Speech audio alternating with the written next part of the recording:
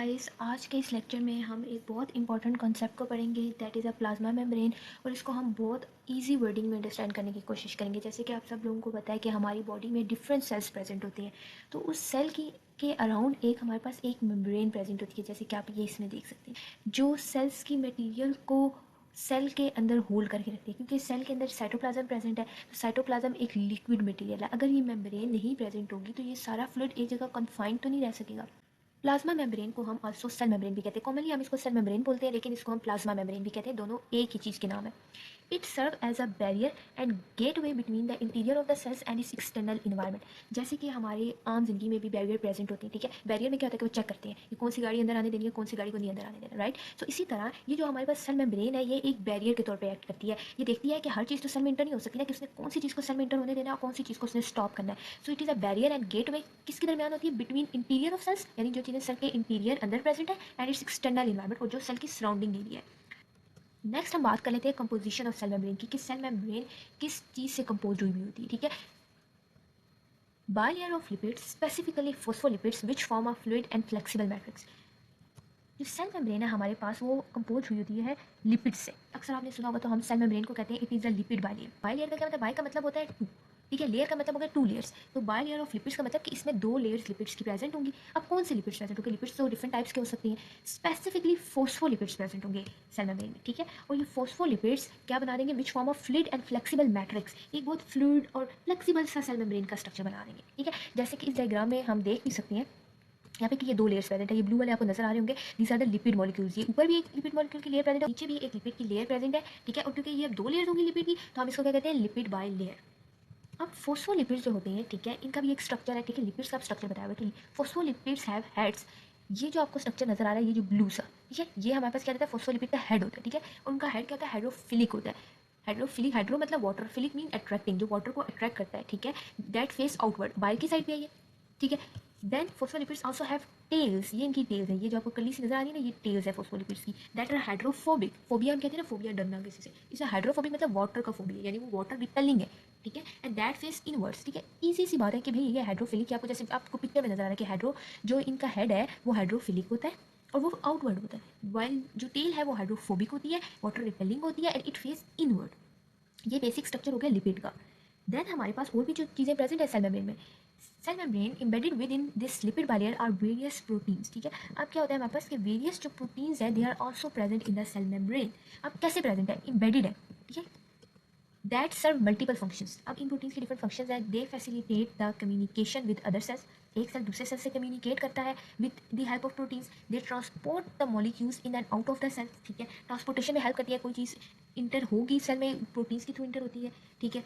कोई चीज़ बाहर जा रही है तो वो भी प्रोटीन्स के थ्रू होगी। And these proteins also maintain the cell integrity, structure को मेंटेन रखती है। तो इसका मतलब है कि प्रोटीन्स के भी डिफरेंट फंक्शंस हैं हमारे पास, ठीक है। जैसे कि हम इस डायग्राम में देख भी सकते हैं कि there are some integral proteins, there are then channel protein. Channel proteins तो नाम से हमें बता रही है ना कि चैनल प्रोवाइड करती हैं, कि ये चैनल है, आप यहाँ से जो मॉलिक्यूल्स है वो इन या आउट मूव करेंगे, right. Then we have alpha helix protein, then we have peripheral proteins, periphery पे जो प्रेजेंट है। Then we have cholesterol molecules, then we have glycoproteins, हमारे पास कॉन्जुगेटेड मॉलिक्यूल है। Then we have glycolipids, it is also conjugated molecule. Conjugated molecule होता है कि दो चीज़ों से मिलकर बना होता है, सिर्फ प्रोटीन या सिर्फ लिपिड नहीं है, साथ कार्बोहाइड्रेट। ग्लाइको मतलब कार्बोहाइड्रेट और lipids, glycolipids. And glycoprotein mean carbohydrate और प्रोटीन के मॉलिक्यूल्स, ठीक है। नेक्स्ट हमारे पास आ जाता है कि the combination of lipids and proteins in the cell membrane allows it to be selectively permeable. अब ये बड़ी इंपॉर्टेंट बात होगा कि भाई सेल मेम्ब्रेन जो होती है ना, वो बड़ी सिलेक्टिवली परमिएबल है। जब क्वेश्चन आ जाता है पेपर में कि सेल मेम्ब्रेन जो है वो सिलेक्टिवली परमिएबल है, फुली परमिएबल है, किस तरह की है, तो हम ये ऑप्शन होता है कि सिलेक्टिवली परमिएबल है। क्यों है सिलेक्टिवली परमिएबल, क्यों वो सिर्फ कुछ ही चीज़ों को इंटर करने देती है, बाकी बाकी चीज़ों को वो अलाउ नहीं करती उनकी एंट्री। इसकी रीज़न है क्योंकि ये एक लिपिड बाई लेयर है सेल मेम्ब्रेन, और उसमें मुख्तलिफ जो प्रोटीन्स हैं वो इम्बेड हुई हैं, enabling the cell to maintain the homeostasis by regulating the passage of substances।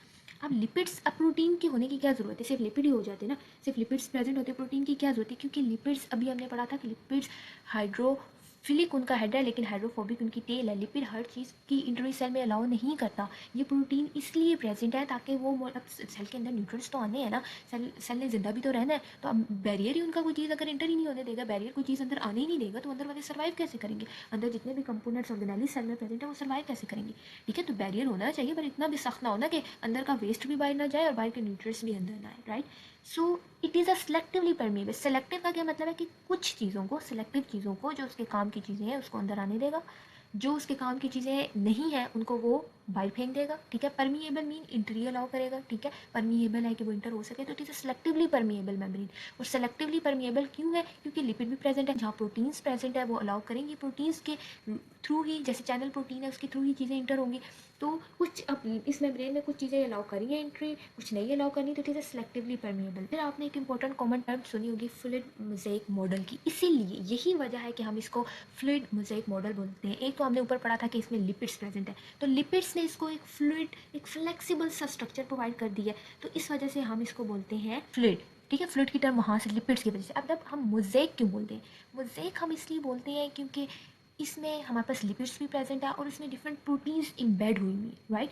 सो ये जो कम्बिनेशन ऑफ लिपिड और प्रोटीन्स है इन द सेल मेम्ब्रेन, इस वजह से हम कहते हैं ये हमें एक मोज़ेक सा जो है ना वो अपीयरेंस देता है। ठीक है, कि छोटे छोटे पीसेस प्रोटीन के, कोलेस्ट्रॉल के इम्बेडेड है। दैट्स वाई हम कहते हैं कि प्लाज्मा मेम्ब्रेन इज़ अ, या सेल मेम्ब्रेन जो है कि का हम जब स्ट्रक्चर एक्सप्लेन करते हैं तो हम उसको फ्लूइड मोज़ेक मॉडल के थ्रू एक्सप्लेन करते हैं।